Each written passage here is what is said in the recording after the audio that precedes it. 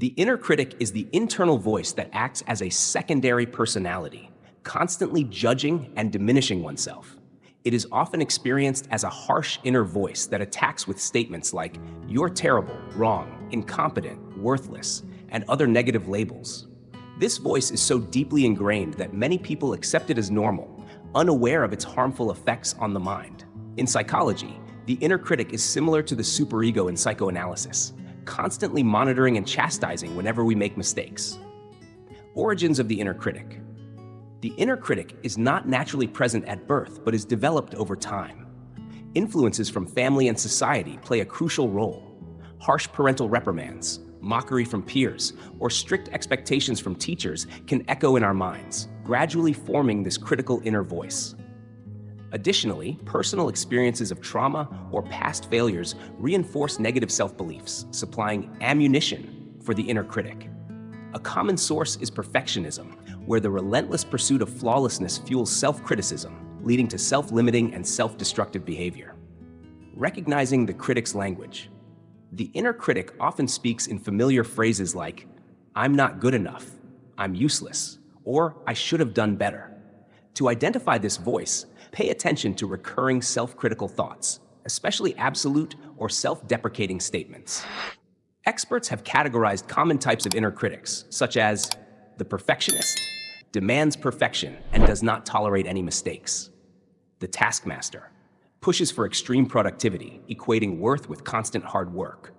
The inner controller, censors desires or behaviors deemed inappropriate for fear of judgment. The guilt tripper, constantly reminds of past mistakes, creating guilt and shame. The destroyer, attacks self-worth, saying one is inherently unworthy or unlovable. The underminer, subtly makes one doubt abilities, avoiding risks to prevent failure. The conformist, enforces rigid societal or familial expectations, criticizing deviations. Each critic serves a different role, but all share a harsh and damaging nature. Identifying which type resonates with you can help you become aware of when it is speaking, allowing you to challenge it rather than blindly accept it. Why the inner critic exists. The inner critic originally forms with good intentions, trying to protect us from risks or failure. At a subconscious level, this voice believes that by constantly reminding us of our flaws and potential dangers, we can avoid major mistakes and emotional pain. For example, the fear of failure or rejection fuels the critic. It warns us not to try something new because it fears we are not good enough. Despite its protective intention, the inner critic's approach is counterproductive in the long run. Instead of fostering resilience, it perpetuates shame, self-doubt, and anxiety. A persistent inner critic weakens confidence, increases stress, and can even lead to depression. It restricts opportunities by convincing us we will fail before we even try, holding us back from personal growth and success. How to overcome and master the inner critic.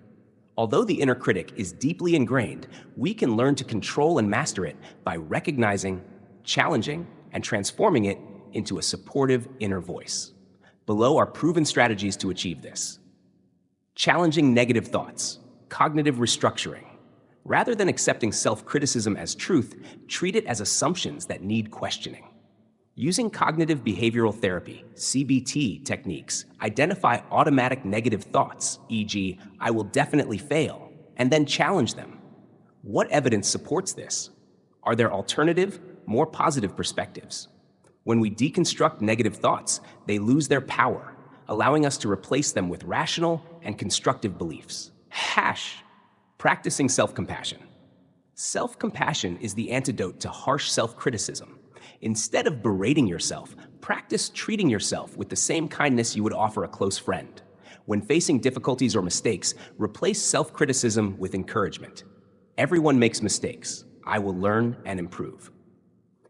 Self-compassion exercises, such as writing a letter to yourself during tough times or imagining how a loving friend would respond, help rewire the inner dialogue to be more supportive and healing. Using mindfulness to detach from negative thoughts. Mindfulness teaches us to observe thoughts without judgment. Instead of reacting to the inner critic, step back and view it objectively, like watching clouds pass in the sky. Meditation and deep breathing help develop this skill, allowing us to see negative thoughts as temporary and not defining us. Over time, mindfulness quiets the inner critic's noise, replacing it with a sense of peace and self-acceptance. Focusing on strengths and accomplishments. A practical way to counteract self-criticism is to consciously acknowledge your strengths and achievements. Keep a journal of personal wins, no matter how small. When the critic says you're not capable, review your successes to prove otherwise. Using positive affirmations, e.g., I am constantly learning and growing in my work, helps reprogram the mind, reinforcing a positive self-image. Embracing imperfection and inner harmony. A key step toward inner peace is learning to accept yourself fully, including flaws and failures. This requires redefining success and failure. Instead of seeing failure as proof of inadequacy, view it as a natural part of growth. Mistakes do not define your worth. They are learning opportunities.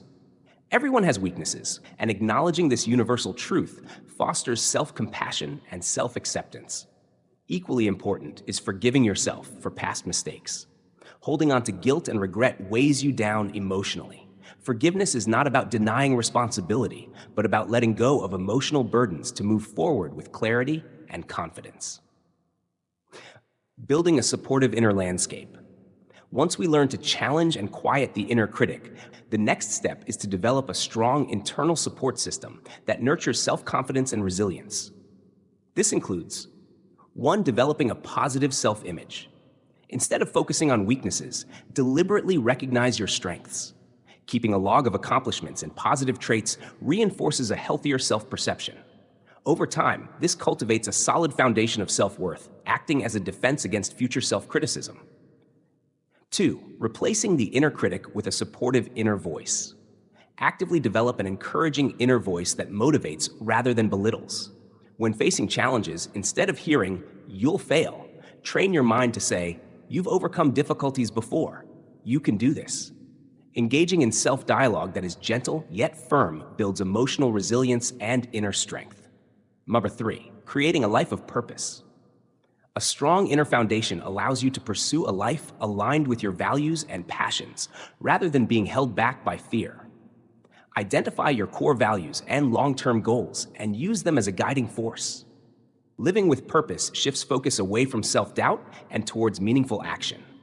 When you are deeply engaged in what matters, the inner critic loses its grip, replaced by a sense of fulfillment and direction.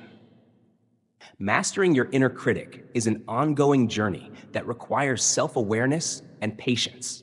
Rather than seeing the inner critic as an enemy to be eliminated, learn to transform it, turning self-judgment into constructive self-reflection and replacing harsh criticism with self-encouragement and compassion. Achieving inner peace comes from cultivating self-confidence, self-acceptance, and a supportive internal dialogue, ultimately leading to a happier, more fulfilling life. This video was produced by Rocket Motivation. Please like and subscribe to support us. Thank you for listening.